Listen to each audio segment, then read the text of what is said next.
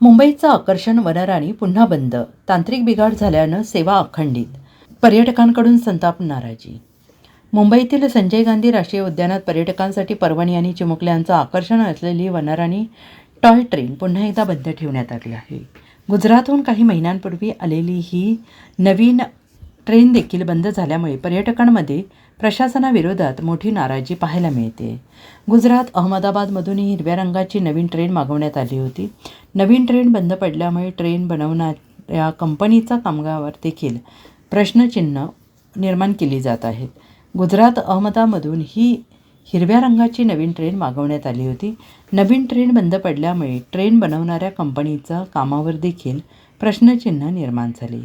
बोरिवलीच्या संजय गांधी राष्ट्रीय उद्यानातील Vanrani mini toy ट्रेनमध्ये तांत्रिक बिघाड असल्याचं कारण देण्यात आलं. इंजिनमध्ये समस्या निर्माण झाल्याने सेवा 3 दिवसांपासून तात्पुरती बंद करण्यात आली आहे. ट्रेनमध्ये बिघाड झाल्याने वनराणीची सफर करण्यासाठी उत्साही असलेल्या आणि दूरवरून आलेल्या पर्यटकांना परत जावे लागले आहे.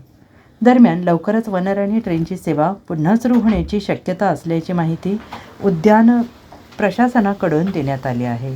दरम्यान यापूर्वी मे 2021मध्ये तौक्ते चक्रीवादळामुळे वनराणी सेवा बंद झाली होती. त्यानंतर 6 जानेवारी 2026 पासून पुन्हा पर्यटकांसाठी ही ट्रेन सुरू करण्यात आली.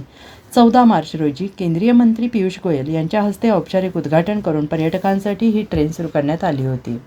Bureau report, SPN Marathi, Mumbai.